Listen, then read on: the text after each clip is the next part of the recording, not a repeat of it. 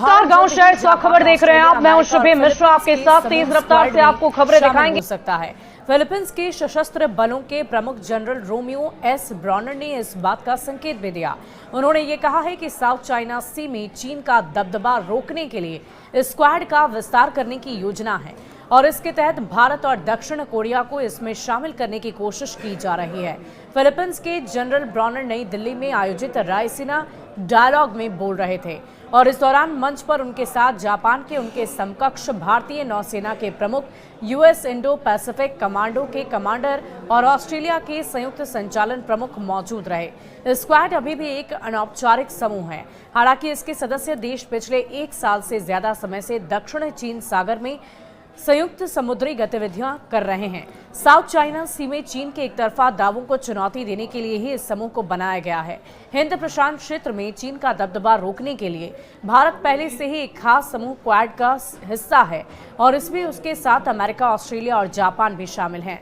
चीन पूरे south China सी पर अपना दावा ठोकता आया है। इस मामले में इंटरनेशनल कोर्ट के फैसले को भी खारिज किया जा चुका है। Philippines, Indonesia, Taiwan, Malaysia, Brunei और वियतनाम की तट शाखाएं भी चीन की तरह ही साउथ चाइना सी से लगती है, लेकिन चीन इन देशों के दावों और संप्रभुता की भी अनदेखी करता है। आपको बता दें कि साउथ चाइना सी सबसे महत्वपूर्ण समुद्री व्यापार मार्गों में से एक है, जहां सालाना $3 ट्रिलियन से अधिक का व्यापार होता है। साउथ चाइना सी में फिलीपींस और जापान लगातार चीन की बढ़ती सैन्य उपस्थिति की चुनौतियों को सामना करते हुए कई बार ऐसे मौके भी आए जब दक्षिण चीन सागर में कभी जापान तो कभी फिलीपींस के जहानों से चीन जहाजों का टकराव हुआ है। भारत के लिए क्या क्या बोले जनरल ब्रॉनर, वो भी हम आपको बता देते हैं।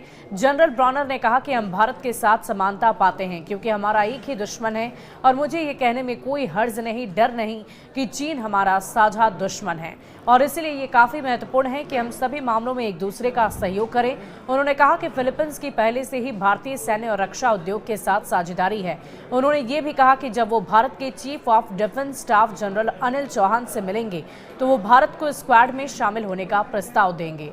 अब देखने वाली बात होगी कि क्या वाकई भारत इस स्क्वाड में शामिल होता है और अलग अलग देशों की मदद कर पाता है या नहीं। ये तो वक्त ही बताएगा। शुक्रिया।